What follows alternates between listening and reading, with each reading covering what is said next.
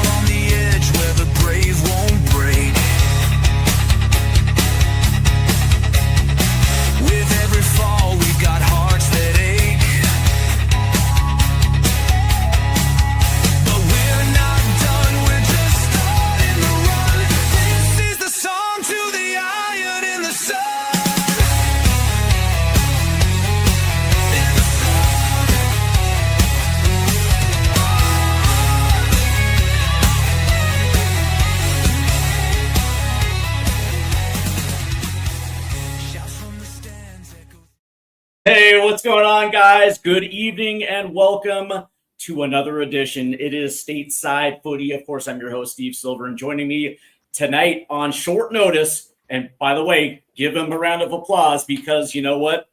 Timing worked out perfectly from Prost International. It is Jeff Lageson. Jeff, good evening. How you doing, man? Doing well. I mean, my hometown gets to have this match, so I'm actually reworking my schedule just to go down to the waterfront in the afternoon. I just want to be able to hear the stadium and stuff, even outside it. I want to be a part of that horde of humanity that's going to be outside the building in addition to inside the building, because it is going to be an absolutely glorious opportunity and event. It's going to be amazing. So, yeah, and by the way, congratulations to the city of Seattle in what I would consider one of the better World Cups of my lifetime. My hometown not only got a group stage match featuring our national team, but now they get the round of 16, the rematch versus Belgium. And of course, we have demons to exercise because it was 12 years ago in the round of 16 in Brazil against Eden Hazard and Vincent Kompany and a young Kevin De Bruyne and a young Romelu Lukaku, where we go out in the round of 16. Of course, Clint Dempsey had an opportunity to equalize in that second half, and of course, he came up short. I think Chris Wondolowski at one point had an opportunity as well too. Although had he scored, I think he might have been offside, if I remember that correctly. But regardless, we have demons to exercise. But of course, we will get into that on the 4th of July on the pre-match buildup. Tonight, we are talking a little bit about the red card because last night the United States advances to the round of 16 in a essentially a wonderfully played game, a 2-0 clean sheet workover of a Bosnia and Herzegovina team where I feel like the world was rooting against us. Which I love because it is an us against the world type of situation. And so from that standpoint, I'm glad we were able to shut up England at least for another week. And of course, they have their own problems going to Estadio Azteca. Good luck breathing. Good luck breathing. Good luck. You're about to find out what CONCACAF is really all about. And I wish you well. I wish you folks well. So anyway, Flo Balogun takes a red card. And first and foremost, Jeff, let's go ahead and get your initial take on this red card because I have my opinions on it. And personally, I thought it was a bad call for the time in which it was actually called. The ref was on top of it, and I think the call on the pitch at the time was yellow, which I think was sufficient enough. But that being said, it goes to VAR. Flo Balogun gets the yellow rescinded, and red comes out, and the United States goes down to 10 men, and yet they are able to get the dagger with Malik Tillman, and off to the round of 16 we go. But that being said, it is a brutal call as far as I'm concerned. I think it was maybe a little bit too much, but I'm kind of curious to know exactly how you felt about the red card. I'm not far away from you on that. We see that get called red sometimes. I mean, He does come down on the back, and the ankle should not turn that direction. That being, it was not a dirty play. It was two players aggressively going in. He came in a smidge behind. I think the immediate yellow move on was holistically appropriate. They didn't seem to follow their own procedures with some things, which adds to the problems I have with that. And that also gets into not having consistent procedures from league to league and tournament to tournament and organization to organization. In and of itself, that is a problem. The moment they went over and went to the VAR, I think the U.S. players immediately pivoted to we're a man down. If you take a look at the body language in the shift, Pulisic especially, and a couple of the other guys who were veterans, became those veterans. They didn't let, there was no chasing the ref around. There was no demonstrative thing. The ref comes out, does it, they turned and they went and got back thing. They didn't get in his face. They didn't start playing against the ref too. Right? We see guys, you see teams just chasing refs around by the time, they're playing against somebody else. I think that the yellow card for the initial thing should have just been allowed to stand. And we should have moved on, and we shouldn't even be having this conversation. Yeah. But because they did breach it, and there isn't really an option, because in the tournament you can't appeal red cards. So they can appeal the length of the suspension if they would have made it a 2 or 3 game thing. But the moment it's called, you're done. And that's it. At least in the short time, you have to move on. You see, I mean, Poach is just sort of like, and then moved on. It's like the professionalism and poise and integrity that the U.S. players showed, knowing that all of those things too, because they flat out knew it. You watch Pulisic and somebody else went over, they immediately pat Balogun on the back and they get back to work. They didn't change their tactics. They kept attacking. He didn't sub in defenders. He subbed in attacking and possession players to kill off the game with possession. But yeah, I think that the initial call of yellow is appropriate because it was a rough, uncomfortable play, and spikes going down the back of has to be called. But yeah, the whole notion that it even went to VAR should not have happened under those circumstances. The way it went. The way the VAR was handled was admittedly incorrect on their part. But again, once it's called, you're done. And right. It. I just think that Balogun's not a dirty player. It wasn't a dirty play. It was bad luck and bad timing, and it should have been yellow card and then sub him off. Right? Yeah. I agree with that. And that's the frustrating part was that, yeah. I was going to say, or within the next 15 minutes, you sub them off. But yeah, for sure. Now, here's my issue with this is that, number one, the ref was on top of it. Like where you see the ref's positioning, he was literally had the best look at it. And in his estimation, it was worthy of a yellow card. Fair enough. And this is where nuance comes into play, because I don't think there's enough nuance when it comes to this, where number one, when you're looking at the play, if Flo Balogun was the type of player where he was actually headhunting, okay, fine. I understand the red card because, okay, in persistent that infringement comes in there. Yeah. There you go. But the other thing is that it is a contact sport where you have two guys going for the ball. And when you look at momentum, where Flo Balogun was, it was an awkward, kind of clunky play, but you have two players going for the ball. There's contact, and Flo Balogun has momentum going in one direction, and he inadvertently steps on home dude's the back of the calf, and it goes down to the ankle. It is what it is. But that being said, there has to be nuance. And this is where I want to know whether or not the on-field ref has the discretion to waive VAR off. because he seemed pissed that he had to go over and do it. Right. He looked like he was being overruled and did not like it. Like his body language was unhappy.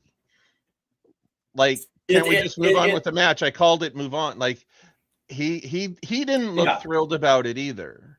And I know that a lot of people get into conspiracy theories because of that, but no, it's just well. And that's the reason why I ask it. Is there a mechanism where the referee in real time made the call and he's 100% certain that the call was correct and he can waive off VAR? We don't need to go to VAR. We don't need to double check this. I've made the call.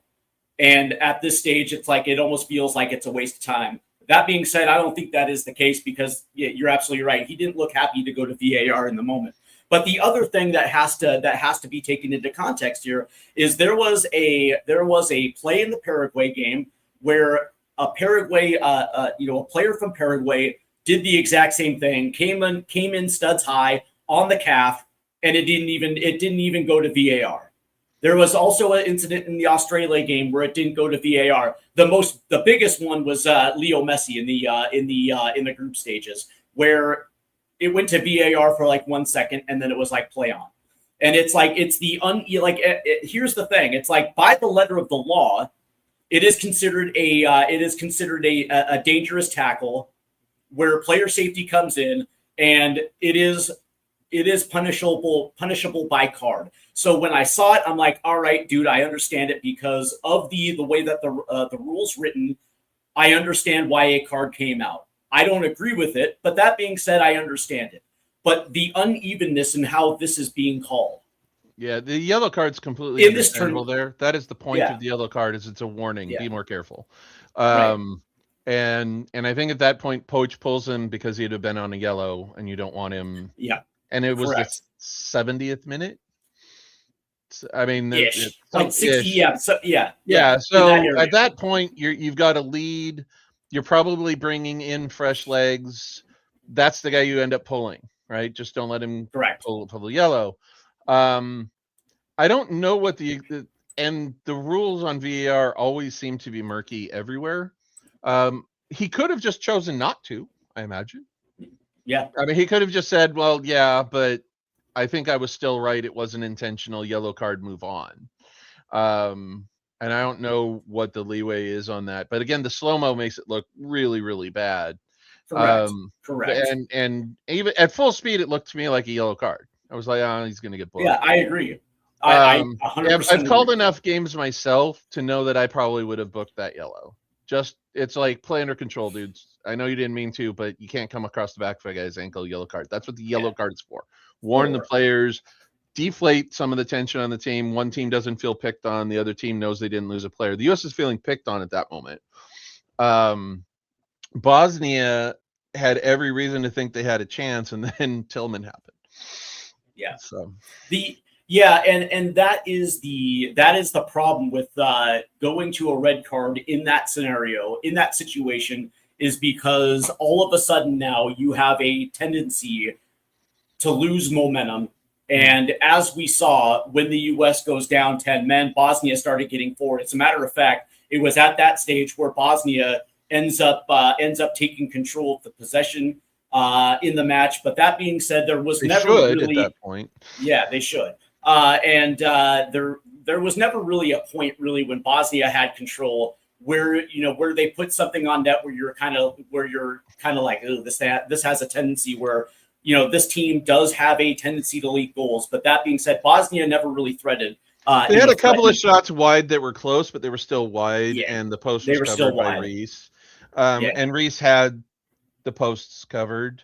I feel like had that just stayed a yellow, VAR never comes in, Bosnia moves on, the U.S. moves on, the sub happens, the player was okay, and we don't even think of it as other than, oh yeah, there was a yellow card in the game. It becomes almost a nondescript event in the match, just a play that happens, and it got escalated to something far more serious because VAR got a burr up their ass and required him to come in. And I feel like the VAR overstepped there.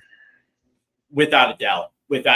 And one of the things that I will say as we come on to the next question about whether or not this has a potential to derail any type of run, was, you mentioned this, and I thought this was a great word to describe it. You talk about the poise Yeah, they of the poise. U.S. men's within the U.S. men's national team, because years ago this probably could have derailed a World Cup run.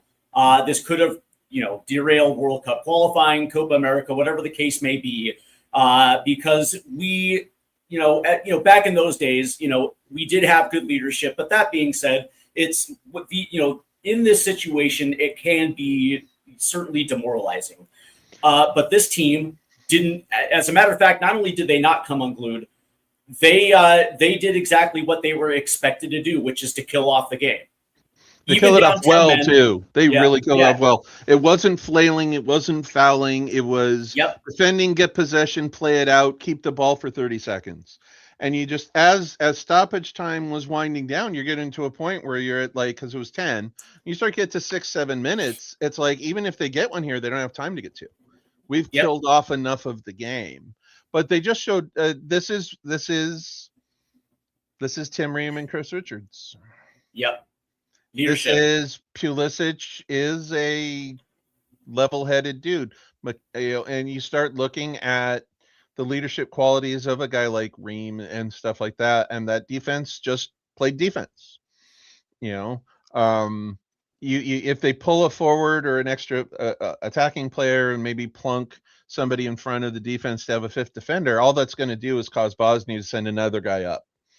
And the way Poach handled the subs by bringing in possession guys, it meant that when we got the ball, we could do something with it for a while, keep away for a while, and keep taking away chunks of the clock, because the clock is your 11th man at that point in time.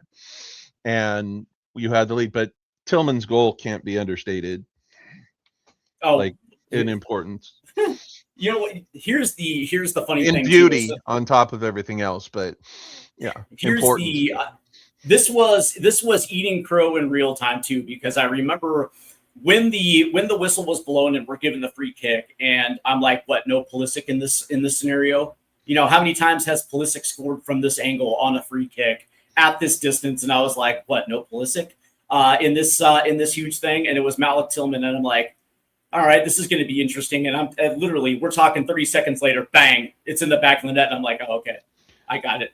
Never will I question Maurizio Pochettino in crunch time. And the thing with that shot is it's easy to get it over the wall, right? The hard part is to get it to drop from that distance and get the topspin on it. And the slow-mo on it, you just get the perfect topspin on that strike.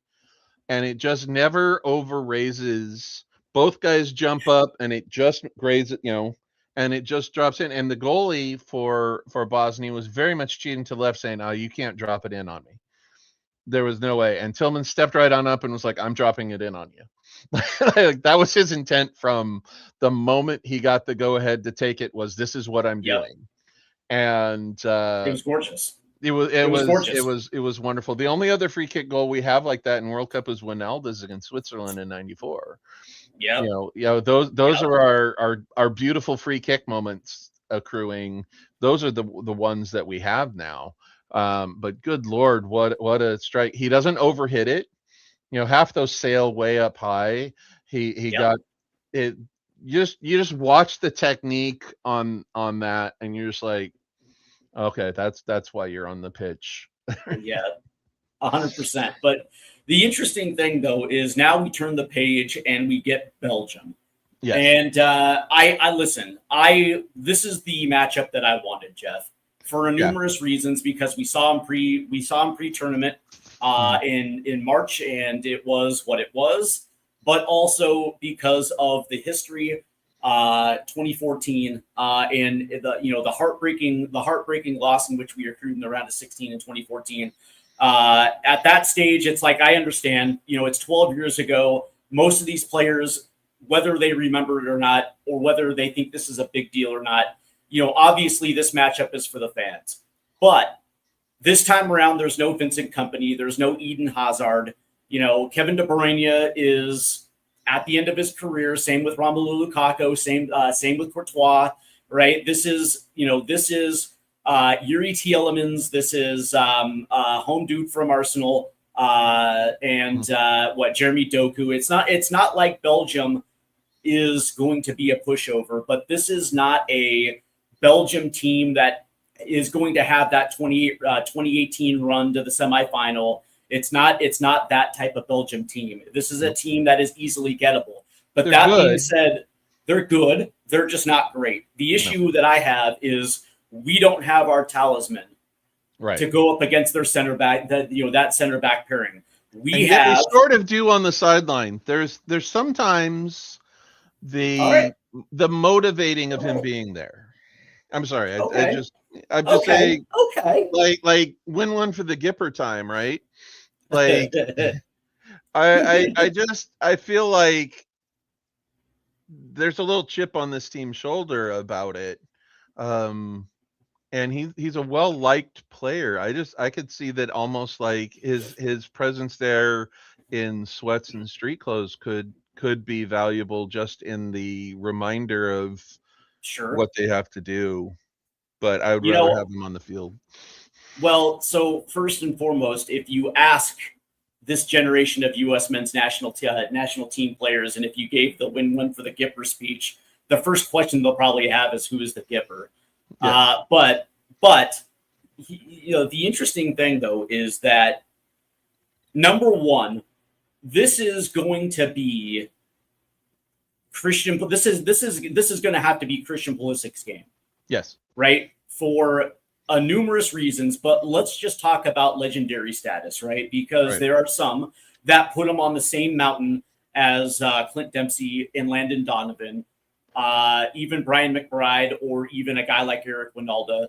And the reality is, let's just be perfectly honest with this one. There is a vast difference from doing it in continental championships within CONCACAF, and it's another thing to do it on the world's biggest stage. Yes, he had that moment in the first half against Iran back in 2022, but it's the knockout rounds, right? This is where legacies get cemented. And if Christian Pulisic really wants to be that guy, this is the game where you throw all the excuses out the window. You got to be that dude that we all think you are. Back when he was winning Champions Leagues with Chelsea, when he first gets to Milan and he's putting up those crazy numbers, right? This is where careers and legacies are forged in these type of matchups. And it's like, I get it, no Flo Balogun, but we also have two competent dudes behind Flo Balogun that are equally as capable of putting the ball in the net. But I'm looking at Christian Pulisic, and I'm also looking at Weston McKennie as the guys that, if we're going to get to the quarterfinal, it's going to fall on those two guys' shoulders, but mainly Christian Pulisic. Yeah, they're in the prime of their careers, playing for some of the top clubs in the world, in one of the best and most competitive leagues in the world, in Champions League. And if they can't step up under these circumstances against a team that realistically they should be able to go toe to toe with, then when will they ever have that moment? Yeah, it's built for all of it, and the environment is going to be freaking glorious.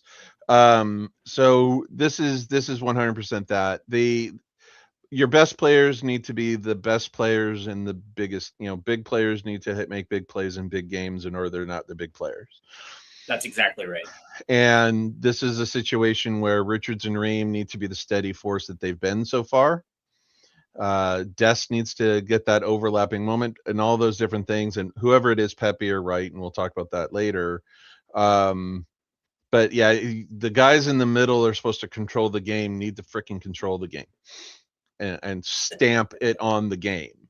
And if they can't do it now, then we're not going to get there. But I really feel like this is an opportunity for the U.S. to step up and be a legitimate, deserving quarterfinalist.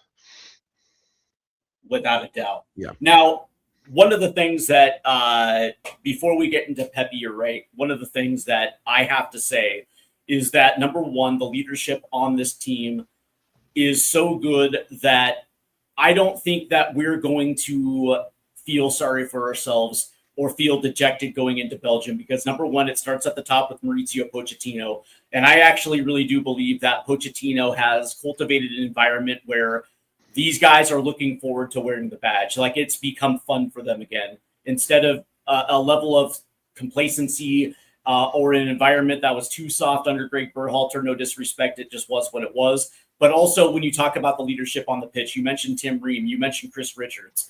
I don't think that the leadership within this crew is going to allow this team to have their head down, because it's like, oh, we lost Flo Balogun. Now we're not really going to have a chance. And it's like, I felt there could have been a little bit of that going into 2014 because Donovan wasn't there. And Donovan was such a huge part of the team back in the 2000s that, we were kind of wondering what Captain Clint Dempsey was going to be able to afford this team in 2014. Now it's like, it feels like this is something completely different, where this almost feels like 2002, where you had that veteran group where it's like, no. You follow us. We're the ones that are going to lead you. We know what's best for this team at this stage. You just play the best. You play the best version of your game, and we'll handle the leadership. Like, it almost feels like that this time around, where we actually have the right leadership in place, where we're not going to allow ourselves to get too high or too low. We're going to continue to be exactly who we're going to be. Yeah, in 2002, it was Stewart and Agus and McBride, right? Names that bring back happy things. I think a lot of how we're going to approach it and the questions of Holden had is 100% in how they reacted to the 20 minutes plus stoppage time. Was they went out there, not only got the goal, but they killed off a half an hour, and because of stoppage time, right? So there's 20 minutes of the match left plus 10 came on. They managed to just bunker down and do it without completely parking the bus. And that's why I don't have as much worry. I want Flo Balogun on the pitch, but he won't be there. So at this point in time, it's the other 10 guys you want on the pitch are. So, and then one of the guys off the bench now has an opportunity to have his moment. And Pepi and Wright and Weah, these are good footballers who have an opportunity to do something special. And I'm curious as to which one will do it, but I think I know what order in which Poach will play them. But yeah, interesting. So all right, well, let's not bury the lead, because we've been kind of working our way up to this one. Mm-hmm. The two strikers that are playing behind Flo Balogun are Haji Wright and Ricardo Pepi. And this was if it didn't happen the way it happened, we probably would have been seeing Patrick Agyemang in this World Cup. Of course, he has the injury. He's not a part of the World Cup. So that allowed Haji Wright to earn a spot within the team. I always felt Ricardo Pepi was going to be there just because of the quality that he has. That being said, I look at Ricardo Pepi as being a little bit more of a fox in the box type of striker, somebody that can play off the shoulder. If you're trying to ping balls in, he has that shiftiness in the box where he can get into position, put goals away. He's done it in the Champions League. But that being said, in the run of play where you kind of need a little bit of that hold up play where a striker drops a little deep, makes a touch, runs off the back shoulder into the box, you're going to need a little bit of pace and a little bit of physicality to play against their two center backs. And I look at this as an opportunity for Haji Wright in this situation, because he's taller, has a little bit more pace, has a lot more physicality.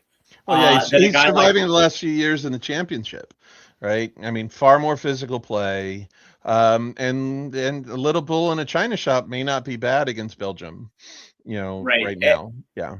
But also, you look at the minutes that Ricardo Pepi's had in this World Cup, and it's almost like he's been a little bit invisible. He's been. I hate to say this. It looked like there were times where he's been kind of physically abused by taller, more physical center backs. Where in certain instances where he actually had to play that hold up play where a ball over the top, he gets pushed down to the turf a little bit.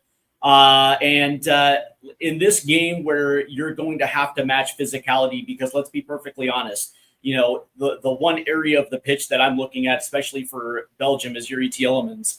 And if we do our jobs and we press high and we create turnovers, you're going to have to match physicality with physicality in this one. And I just think Haji Wright is maybe a little bit better. But that being said, you also mentioned Tim Weah as well, too, as a potential option. I didn't necessarily think about that because, quite honestly, I question Timmy Weah's emotional wherewithal in these type of games. Of course, that happens when you sucker punch somebody from Panama in Copa America. You hope that he's learned from it. But that being said, it's like, I don't know, when emotions are running high in a big World Cup match, you kind of don't want to have that enter the equation. But I digress. And right now, this is definitely a game of poise needs to happen. Yeah. Haji Wright brings more of what I'd like to see from that striker position in this game with Belgium for similar reasons. He's a couple inches taller than Pepi. Neither one of them are short, but Wright's even bigger. But the physicality of playing in the championship right now, going against those Belgium defenders, I think Pepi coming off the bench becomes a more valuable option. So far, though, Poach has shown a preference to playing Pepi. But this would be the time for Haji Wright to go in there and then have Pepi still come in the same role off the bench. Right. Yeah, I like the notion of someone a little more physical against Belgium because this is going to be a chippy game. It's just going to be. And I feel like if the U.S. can control flow of play and do what they've done a couple of times this tournament, where they just go out there and get one first, and a little early, they've done that. I think that they can set themselves up nicely to then control some possession because De Bruyne isn't really a 90-minute dominated game player anymore. He was pulled off the pitch in matches. He's not staying on. I feel like this is a Belgian team that is good but beatable. Yep. And it's going to be interesting to see. I think that Poach has shown a preference for Pepi, so I won't be surprised. But I would rather see it be Wright and Pepi coming off the bench in the same role he's had so far in this tournament, because Pepi's played in all 4 games. And so, I mean, that tells you where he is on Poach's, card. I can see a scenario where both get significant minutes in this match. Split it at the half. You could flat out split it at the half. Or somebody's going to get 60, the other's going to get 30, depending on exactly what the scenario calls for. But let's understand, like you highlighted something where you're absolutely right. This Belgium team is good, but it's not great. Their strength are probably going to be their outside wings because Trossard is probably playing as their best player right now. Mm-hmm. And of course, they have Jeremy Doku, who in the second half against us in March absolutely went ballistic and actually ate up Max Arfston pretty well. Not Arfston, excuse me, but Timmy Weah. But in that first half, we scored early. And we actually played Belgium quite well until we leaked one right before the end of the first half, and then of course everything went off the rails in the second half after we rotated 10. And for the most part, what I actually got out of that was the fact that the U.S. can actually hang, right? If you're going straight for strength with this Belgium team, the U.S. is not going to have an issue hanging. One of the things that I like about this is the matchup, because number one, it seems like every time Belgium start a match, they have Ketelari up top, who I'm not 100% that he's that great of a striker. But that being said, he's actually getting the bulk of the minutes starting the matches before they bring in a guy like Lukaku. And their back line, it's the outside backs of De Kuyper and Castagna, good, not great, and of course their center back pairing of Tete and I think his name is Michel. This is a center back pairing that no longer has Vincent Kompany in it, so they don't have that rock. And one of the things that I do highlight is the fact that they do have Yuri Tielemans in that midfield in that midfield pairing.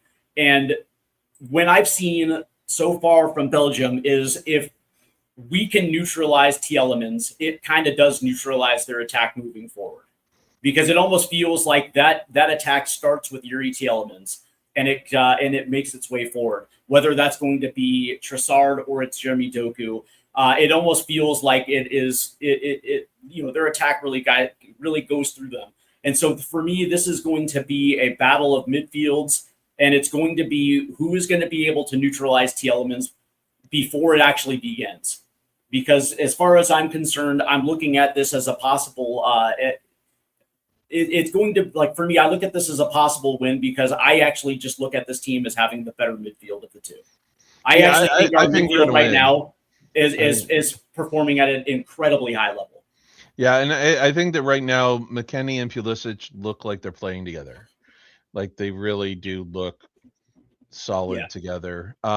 These are guys who played together since they were kids, playing in the World Cup. It'll be interesting, but I do think scoring first will be really important, because that'll force them then to burn their subs to bring on a Lukaku, and then Lukaku has to deal with Ream and Richards, and that's not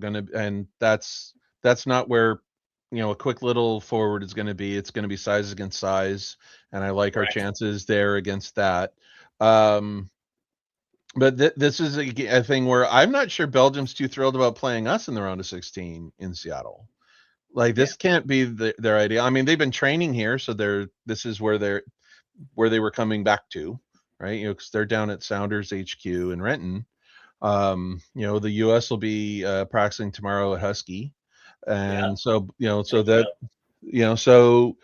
that's where we are. I don't know that Belgium's feeling too thrilled about playing us again, though.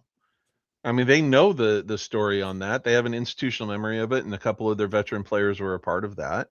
And this is Pulisic as a kid wanting to get that back, because that I went to Walmouth Theater and watched a giant watch party in 14 with my son on the big screen.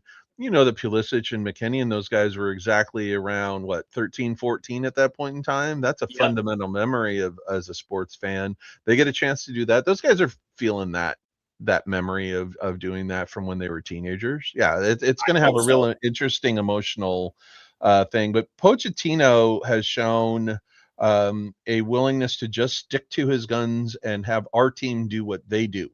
I don't think we change what we do at all. No, it's just going to be a different forward, and whichever one he picks will probably go 60 minutes. Absolutely. And the interesting thing is today I was, talking about it a little bit on X, and the one thing, it's like, well, do you think there's going to be a formation change? I'm like, no. He's not going to go to a two striker pairing at this stage. Nope. Because it doesn't necessarily. Yeah. It's like, when has Pochettino ever showed I guess you can say a system out of desperation, because he doesn't have necessarily his preferred guy up top. It's like, that's not how it works. It's literally the next guy up.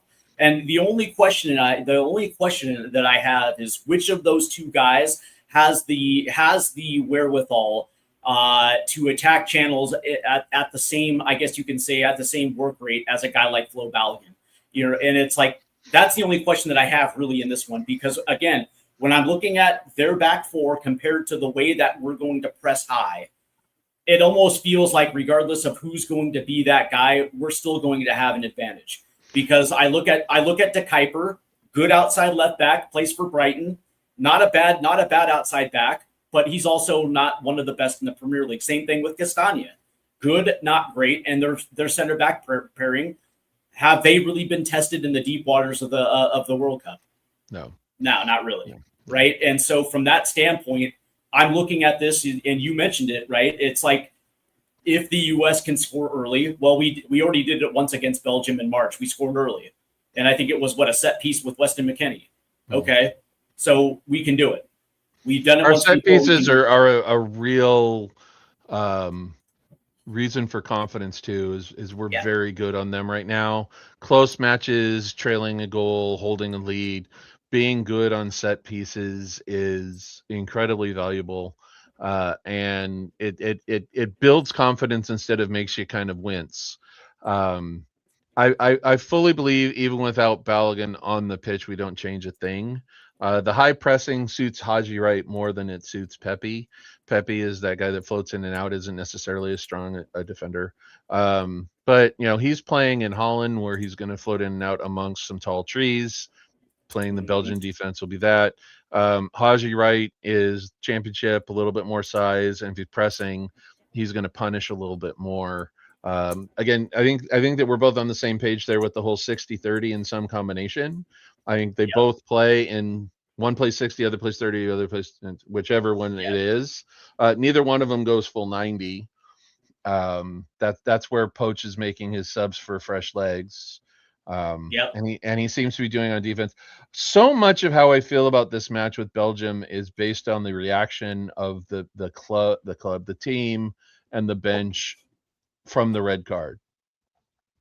That poise, the just matter of fact, they looked at the ref like, fine, you called it. Go. And they went out and they just played their game. They just kept playing their game. They knew they had to defend more. They did. They brought in fresh legs and I just don't see us changing anything with that. And I think that also speaks to the confidence that Poach has in his preferred 11. Yeah. He doesn't doubt his team. He likes his team, and he likes his team's chances now. And a lot of the stuff we've talked about over the last year and a half has been he still knew what he wanted, and then once it was time to do it, we've seen it work. Everything about how that is going with that tells me that this is where he wanted it to be. You're in the round of 16 at home. You're missing a player. That always happens by now, by injury or suspension or something, right? And we're going to be going into an environment that is going to be amazing, with a chance to, the outside stories are interesting, but I just don't think Pochettino changes a damn thing, because that's not who he is. Agreed. And the interesting thing is, this time around, this team is deeper, and it has far more quality than what we saw in 2014, right? Like, when I look at the bench in 2014, and you have the Graham Zuzis of the world, and you have the Julian Greens of the world, and you look at the bench coming off this one, it's Tim Weah and Gio Reyna coming off the bench, right? It's like we have options that are absolutely quality, if absolutely needed. And the interesting thing about this is if we are dragged into deep waters in this one, Pochettino actually has those dudes coming off the bench where he knows for a fact what type of quality he has, and he's not afraid to hit those buttons. That's what gets me. So that's what has me so confident in this matchup, is because I don't necessarily think you can say the same for Belgium. No, I don't either, but I'm also looking to my left, and Croatia just scored on Portugal. Hey! In the 54th minute. So I really think that when you looked at the track, when we had the bracket, win the group, play a team, it's going to be one of these teams. It was who we thought. Round of 16, probably going to be Belgium, right? You just kind of looked at it that way from the start. This is exactly what we expected to happen over the last several months. This is the game they prepared for. This is a game that nobody is surprised is happening. This is a game that is part of probably why Belgium chose to train in Seattle in the first place, as opposed to picking Spokane like Egypt or Portland or something like that. Was they expected to be here this long and to play in this match in the round of 16. And it's going, and so here we are. I'm so excited. I'm gonna try and get off work a little early and head on down and just be in the massive humanity around the stadium, down on the waterfront, stuff like that. 5 o'clock downtown Seattle. Yeah, they're saying work from home if you don't need to go in. If there's ever a day to just stay home, because it's going to be all. It is Monday Night Football in Seattle, and it's going to be all in.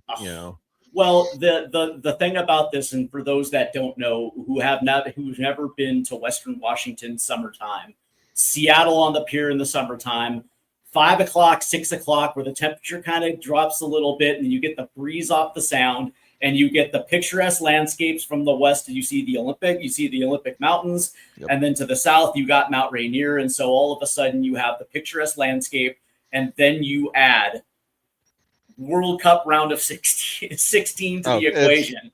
And it's something that, you know, for those that are from Seattle who understand, it is going to be one of like by the way, I thought that match versus Australia was a highlight. Man, I wish I was there for the round of 16. Well, you got to bottle up the experience of that as it is. Yeah. I got to bottle up the experience of attending a random match, right? That's the reality is this stadium was built for two reasons: Monday Night Football and Monday Night Football. And that literally 30 years ago, the reason the Allen group courted the soccer fans and the football fans together to get that building voted in was precisely for this now 30 years later.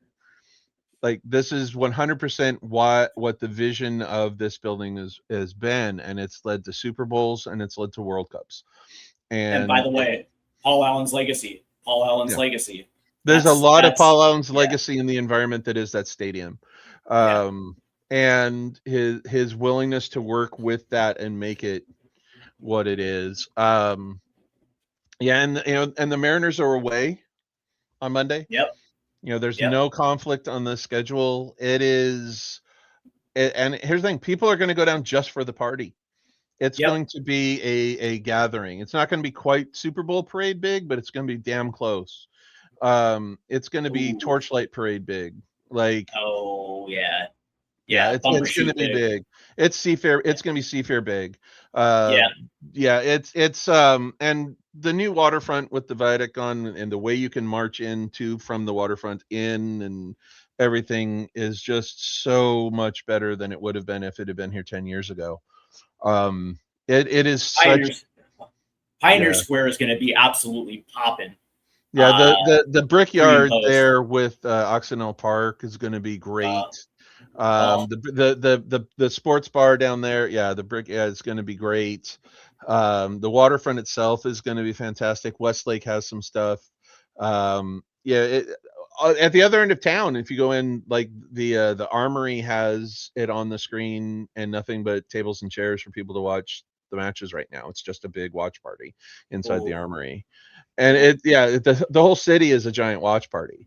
Everett has it on their waterfront Tacoma stuff. It's been embraced incredibly well. But we have the supporters culture here, right? Yep. And let's be honest. Let's be honest. The last couple decades of supporters culture that the Cascadia teams definitely helped bring up has permeated around the country, and that's the reason the Kansas Cities and all these other places are having such amazing experiences and fan stuff, is the way in which the supporters culture is built up in the last couple decades. This World Cup is the product, the World Cup experience that people are having, and the way fans have grabbed hold and owned this tournament despite everything, is the growth of supporters culture over the last 25-30 years in this country. Yeah, without a doubt. Absolutely. American Outlaws, Emerald City Supporters, Timbers Army, all of that. You go back, you go down to what's in LA, you look at what's in DC with their fan groups too, Sons of Ben around the country. And the payoff is what we're getting right now with an experience that's just been fantastic for everybody around. And you see it in the way in which all of the supporting fans from around the world are just having such a great experience, because the supporters culture embraces and welcomes them into it. Right. That's just, I don't think it can be downplayed that the sporting culture in this country is paying off right now in a way that just all that. I miss the days of Sam's Army. And yes. Listen, I'll be the first one to say it. I'm not a big fan of the American Outlaws and what they've developed into. But that being said, they are the main supporters group for the U.S. men's national team. I loved Sam Army. And I got to get a hold of Dan McCooey to find out the what role AO Tacoma is going to be in as far as the march to the match, because I know that AO Tacoma led the Australia match, but the main American Outlaws also played a big part as well too. So I'm kind of curious to know exactly what AO Seattle, AO Tacoma are, what rules they're going to have as far as the pregame march to the match. But and hopefully they'll do it a little bit better this time around. But that is for Monday afternoon prior to the match. But what I will say is, let's talk about this match real quick, and I want to know exactly how you see this one playing out and why. Okay. I think the U.S. wins 2-0. I think that we get a goal in the first half. I do think that this is a situation where our midfield possession, and these are all things we've talked about over the last 45 minutes. I think our midfield possession creates some opportunities. It could be Dest overlapping. It could be a set piece type of goal, but I think we get that goal. And then I think that Belgium comes out a little slower, because I think if they come out pedal to the metal in that environment, I don't think it's their game, but I think they're going to get punished for it. And then I think that we extend the lead and kill it off, similar to how we played against Bosnia, similar to how we get against Paraguay, similar to how we did against Australia. I think that the outlier game is the second half late give up goal, the weird, the thing in stoppage time. That was really a 2-2 match where we played most of our bench and recovered and equalized, and the last late goal is kind of a fluke. Yeah.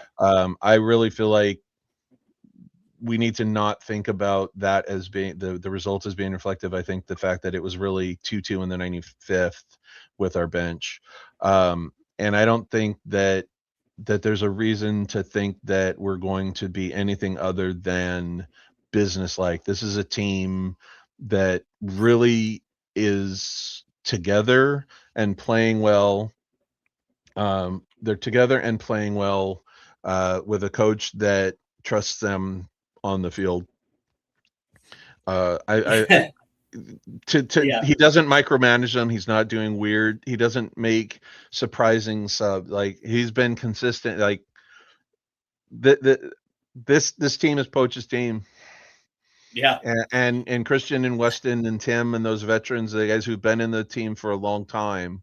I mean Weston and Pulisic for all this are what, 26, 27? Veteran, right? But they've been with the national team a decade. And I just feel like this is a team that knows who it is, and right now they like who they are. Yes. This is a team that expects to beat Belgium at home. Yeah. In the World Cup. I think they will be genuinely pissed off. Not, oh, it was good enough we got to round of 16. No, this is a team that is there to get to a quarterfinal against probably Spain, and we'll approach it head on. Even as Spain is starting to gather momentum right now and being much more Spain than they were earlier in the tournament. So I think 2-0, and I feel like our defense is going to hold, and I don't think that the bringing on a Lukaku or anything is going to cause problems. If they give a goal, so what at that point if we get a couple? So. Yeah. I got it at 3-1, but okay. Yeah, and I was chuckling because Adrian here in the chat says, loving the positivity, so different with us English fans. And it's like, yeah, but when you bottle it so many times in major competitions, the expectation kind of changes. The expectation is like, we'll find a way to lose it, right? But here's the thing. Today I was getting some. The hope that kills you, English fans. It's the hope that kills you. It's the hope. Hope is a good thing, said Red from Shawshank Redemption. You can't lose hope. Right. Actually, no, that was Andy Dufresne. So that's shout out to Andy Dufresne. So I got some message today from some of my English fans. Actually, let me rephrase that. My Irish fans who said congratulations, and I said, listen, what you saw last night was like we were expecting that. It wasn't. This wasn't the U.S. men's national team from back in the day where we hung on for dear life, because we had something bad happen, and then we have to park the bus, and then we have to defend for our lives in order to see off the game. Like, going into the match, our expectation was exactly what you saw. That's the difference between then and now, because everybody recognizes the quality in this team. But the way that I look at this match is something that you just highlighted on, is that this is Pochettino's team. No team in the World Cup has ran as much as the U.S. men's national team. We run our tits off for Mauricio Pochettino. And that is a staple of every single Mauricio Pochettino team in his career. Like, here's the thing. You might have better talent, but you're not going to outwork us. I don't know if everybody has better talent. I like our talent. Oh, I do too. I do. Like, well, for instance, it's like Spain. Like, if we see Spain, it's like you look at the world-class talent they have, it's like, okay, great. But in order to beat us, you're going to have to outwork us. And I don't think you can do that. Because we're going to run you to death. And the thing about this is it is a staple of every single Mauricio Pochettino team that he's ever taken over. And if you remember when he took over and they had their first training session going into Panama, and Tim Ream was like, "This is the hardest we've ever worked in training." It's like, yeah, because that is a staple of Mauricio Pochettino. Yeah, it's like, listen. You're like, in order to beat us, you're going to have to play your best on your day in order to get over. And the reality of this is it's quite simple.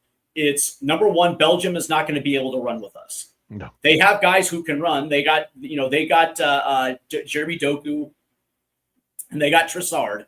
But the reality is we are going to press and we are going to run you to death. And I don't think you're going to be able to hang for 90 minutes. No. And because of it, and because of that, there's going to be space open, and it's going to mean, that guys like Christian Pulisic, guys like Serginho Dest are going to find space. And when we find space, when we're in your half, we are taking shots on net. And eventually one of those are going to go in. When it's going to go in, we have no idea. One of the things that I noticed yesterday was, especially in that first half against Bosnia, was the fact that was the first time in the tournament that we played against a low block. And it took a minute. It took a minute to kind of unlock it. And we saw a couple goals get chalked off for offsides, but eventually we unlocked it. We're not going to have to worry about this with Belgium. They're not going to sit in a low block. They're going to try to they're going to try to do exactly what we're going to try to do to them. Here's the key. I'm going to give you two names that are going to be the key to victory. Number one, Tyler Adams. Okay. This has to be a Tyler Adams game. And I mentioned Yuri Tielemans. If there's anybody that can lock him down, it's going to be Tyler Adams, a guy that has faced him in the Premier League on multiple occasions, that understands exactly the nuances of the style of play that he's going to try to do. And this is going to have to be a Tyler Adams. I'm not going to worry about Kevin De Bruyne. I'm going to worry about Yuri Tielemans. That is going to be the dude that I'm going to, as soon as he crosses the halfway line, that is going to be the guy that I'm going to pick up. And if I have to play a little higher up, okay, that's great. I have Malik Tillman or I have Weston McKennie playing off my shoulder. And quite honestly, this isn't Kevin De Bruyne to 2014. This is 2026 Kevin De Bruyne, who's playing at half the pace that he had 12 years ago. His skills are there, but his speed isn't. Yeah. That's exactly right. I feel confident in whoever is going to be playing next to Tyler Adams, whether that's going to be Malik Tillman, that space is not going to be there for a dude like Kevin De Bruyne to beat us. No. I'm confident in that ability. The second guy is going to be Christian Pulisic, because Captain America is going to have to be Captain America. He here's the thing, this isn't Greg Berhalter's U.S. men's national team where we're relying on Christian Pulisic. But we've said this all show long, where big games require big game players. This is the legacy of Christian Pulisic against a team like Belgium, where it's because of him that we advanced to the quarterfinals. He was the one that took the game by the scruff of the neck and put the team on his back and led them into the quarterfinals. Where 20 years from now, you and I are going to be talking about, hey, shit, do you remember the round of 16 in 2026 when Christian went beast mode? and took this team to the court. Like that is what that is really what I'm talking about. And those are the two key players that I'm looking at. I expect Chris Richards and Tim Ream to be their best. I expect Serginho Dest and Jedi to have to defend the way that they've continued to defend this entire tournament. I have no other expectation for them to be something that they're not, but two players that are going to have to step into it and be better versions of themselves on the day. It's going to be Tyler Adams and it's going to be Christian Pulisic. And if that happens, we are going to win by more than 2 goals. We're going to win by 2 goals. And yeah, Belgium might get 1, but it's going to be inconsequential. Yeah. Because we're within the first 20 minutes, we'll pick up our first. And from that point on, we're going to have a packed house in Seattle with our supporters that are going to carry this team 100%. Yeah, there are 3 things that have happened in this tournament with this particular version of the U.S. men that have me really holding this too. The first thing is our ability to get the first goal. And then that's become a consistent thing. The fact that when they did concede against Turkey, they got it back. Yep. And the way that they right now, my confidence in this team completely stems from how they managed to kill off a game, not desperately defending, but by just playing good defense against a barrage, a man down. Like it just the way they handled that 20 minutes plus stoppage just speaks so much about everything this team is right now. And bear in mind, we also have to remember, like Poach, even though he hadn't been in the program, he'd been coaching at Spurs, he'd been coaching at PSG. Guys have been playing against him forever, our core guys. They played against all those teams he coached in England. We have guys playing in France who have played against him, coached against him. So they're familiar with Poach-led stuff. And those top-tier coaches, in the scouting sessions and films that clubs do, these guys have been dealing with Poach-led teams for a long time. And I think that they're experiencing it with a little bit of that in the back of their head. But this is the sort of game where the overlapping that we get from both sides on the wings can just create such havoc, especially the way Robinson gets deep down the left flank and can bring the ball in. Serginho Dest is just, when he comes in, he's a whirling dervish, right? Like he just comes in and he has a chance to crack and score. I feel like he has a moment in him that will be dangerous in almost any game, and Belgium is going to be spending a lot of time trying to keep him from getting to that. I think that the U.S. has the ability to make them react to us as the other way around. English fans, I feel sorry you have to complain the Azteca. That's really the only thing. Like good Lord, good luck. That you can't. By the way, you can't prepare for it, right? The altitude in Mexico City, you cannot prepare for it.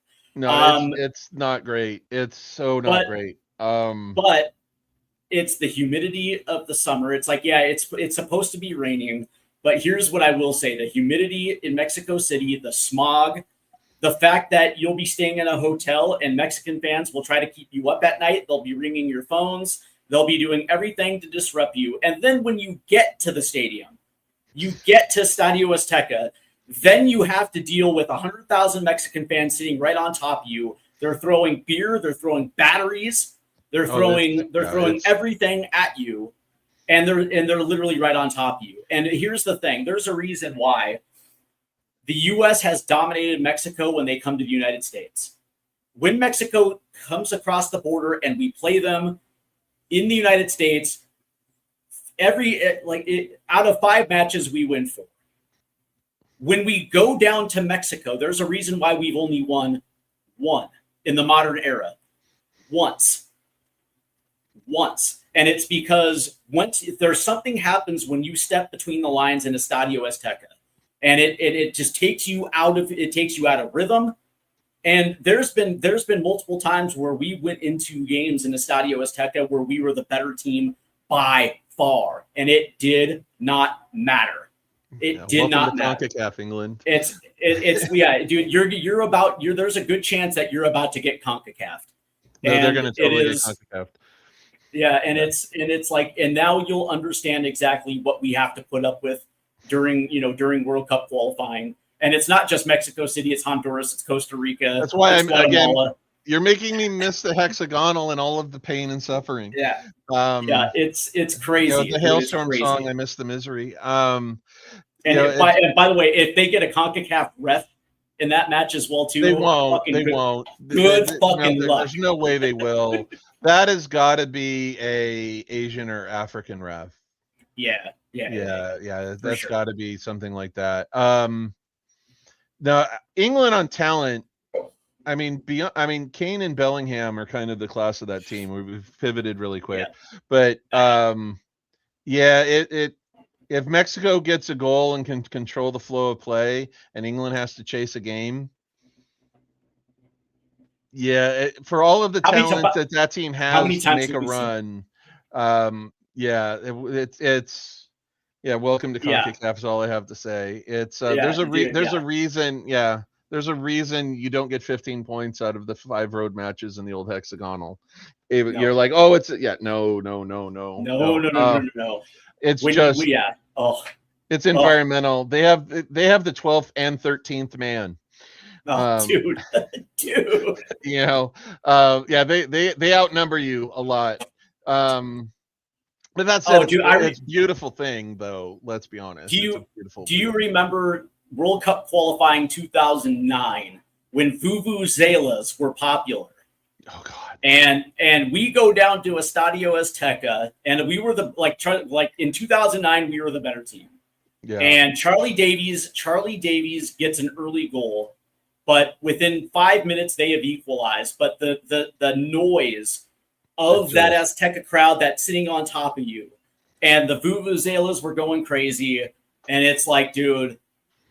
Like we just, I really want to attend a game there someday. It's one of my bucket list stadiums to attend a match at. But yeah. Anyways, I think it's going to go well. I will be surprised if we do not make it to a quarterfinal now. Anything after that is, I think, you're rolling I mean, it's going to be, good Lord, the bracket is brutal once you get there. The gauntlet you have to run to get to a final for anybody once you hit that quarterfinal is going to be scary. But I mean, your reward is Spain. Yeah, and by the way, we're not going to be afraid of Spain. No, we'll take them on. We'll take them on. A bunch of our guys play there. Yeah. I mean, Freeman plays for Villarreal, all that sort of stuff. So yeah. Oh, here's what I will say is this is what the high end of what the U.S. men's national team looks like with a world-class coach. Yes. It's interesting because I was talking to my brother and I asked him if he remembered the conversation we had back in 2008 when I said it jokingly at the time, but it was like, I said, imagine what this team would look like. This is back then with Jose Mourinho as head coach. Now, of course, Jose was never going to come. And my brother looked at me and said, listen, man, this is the U.S. men's national team. We'll never get a world-class coach through the doors. And I was like, yeah, that seems like a defeatist attitude, but it only took like 15 years for that to actually happen. And Klinsmann was a hell of a get at the time. Sure. But, Klinsmann is not Mauricio Pochettino. But here's what I will say. It's when you have world-class coaches that have world-class expectations, those expectations bleed to the fans. Yeah. Because along with that appointment comes with the excitement, and it comes with the expectations of now we're expected to win.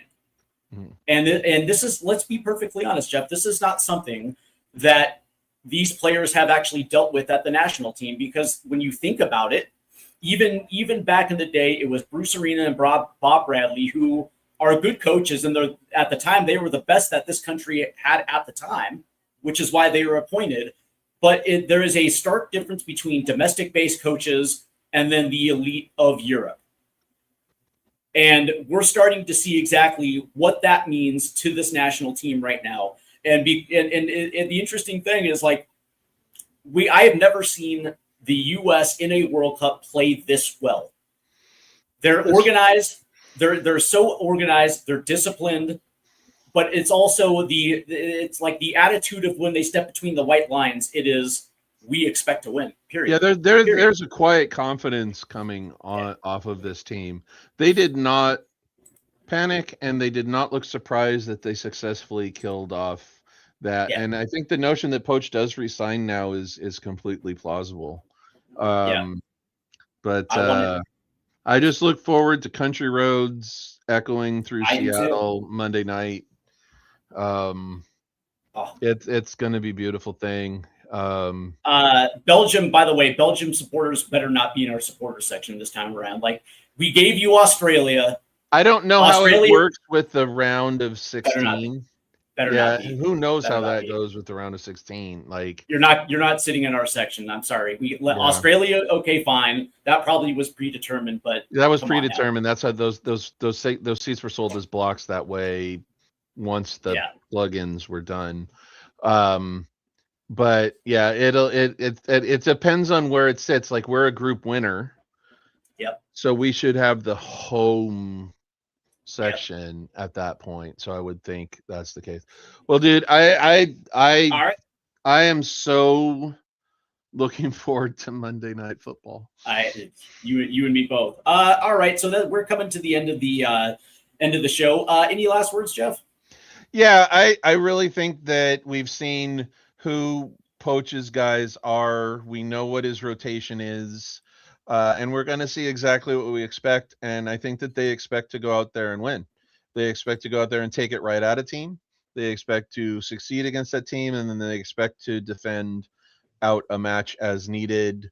And they will be excited, but also not surprised when they qualify for a quarterfinal. Yeah.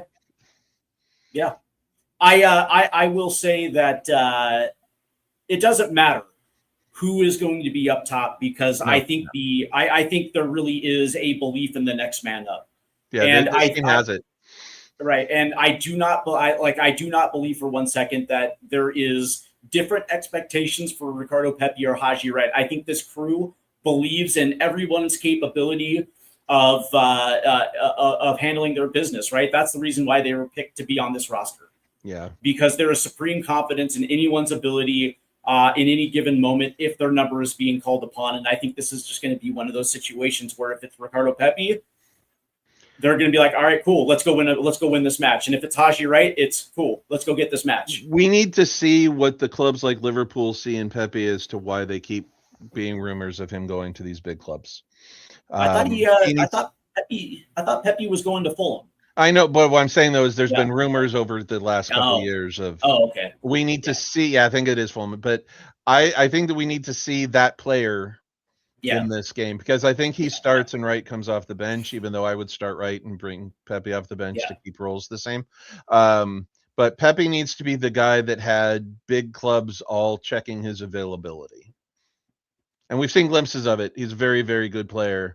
But he needs to be, by the way, you're going to want to catch the end of Croatia and Portugal. It's almost, but it's good. I have so much more. I have built into a confidence that I didn't have. Yes, that is true. That is true. But it's been from watching. Yeah. Like I'm seeing, I remember what I'm seeing unfold. I had hopes. Yeah, sure. But I didn't have belief. I now have confidence in this. You know, game. what's funny is because if we go back to your projected 26-man roster about a month ago, versus to where we are today, you were on the cautious side of things, and I was like, shit, if we're playing rock and roll football, let's rock and roll. Yep. You know what I mean? Like we took very different approaches in May. Yeah, if we're gonna run and gun, let's just go ahead and do it, right? Yep. And you were like, I hope that I'm proven wrong, and it seems to me that they have. I've been one. They've won me over through just the way they play, but also the way the body language and everything is. there's just so much to be said for how the moment of the red card, just watch a replay of that section and just watch the way they reacted.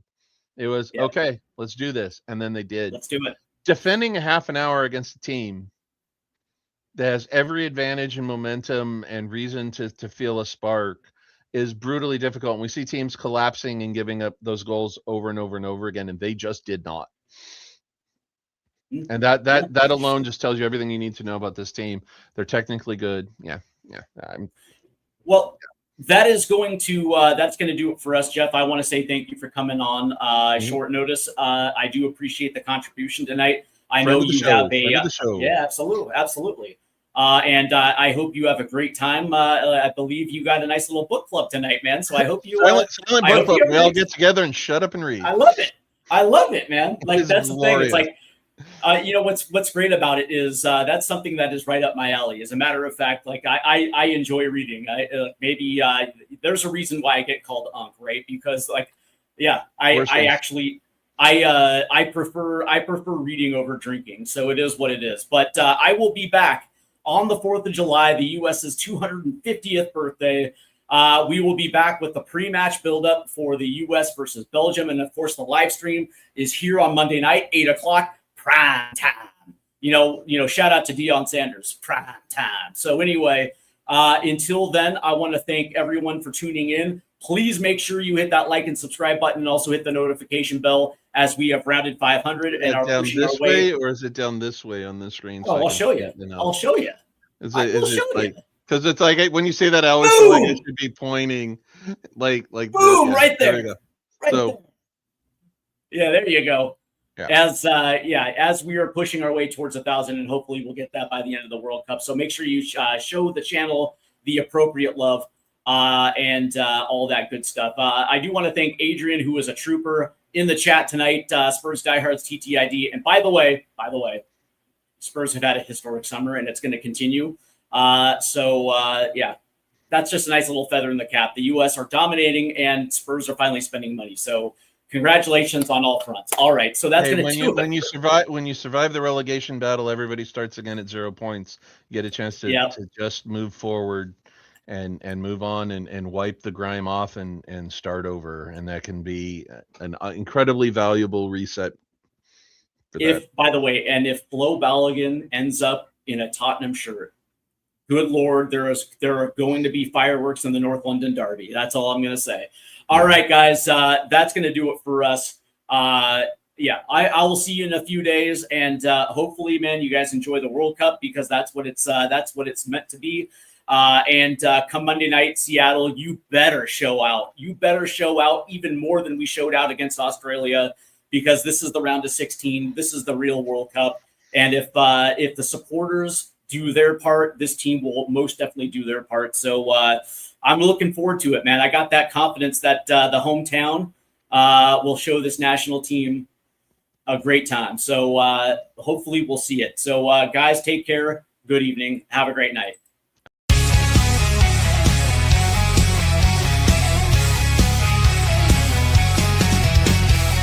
Rusted goalposts under faded